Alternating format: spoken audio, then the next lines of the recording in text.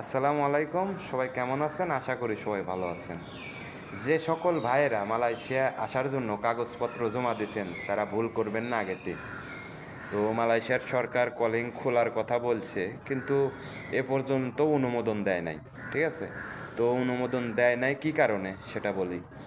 কারণ বাংলাদেশে মনে করেন যে কিছু কিছু দালালেরা আছে না, আপনার 3 লাখের কাছে 6 লাখ টাকাটা চায় বসে রয়েছে। তো এসব অবৈধ কার্যক্রম দেখে মালয়েশিয়ার সরকার কিছুদিন এই আপনার কার্যক্রম বন্ধ রাখছে। তো যারাই আপনারা মালয়েশিয়া আসার ইচ্ছুক, তারা আগেতেই কোনো দালালের হাতে টাকা পয়সা পাসপোর্ট দিয়েন না, ঠিক আছে? দিয়ে ধরা খায়েন না। তো যখন আপডেট নিউজ আসবে আপনাদের জানাই দেবো ইনশাল্লাহ। তো আগেই টাকা পয়সা দিয়ে টাকা পয়সাগুলো নষ্ট করার কোনো দরকারই নাই, ঠিক আছে? তো আর কিছুদিন ওয়েট করেন, আপডেট নিউজ আসলে আপনাদের জানা দেবো।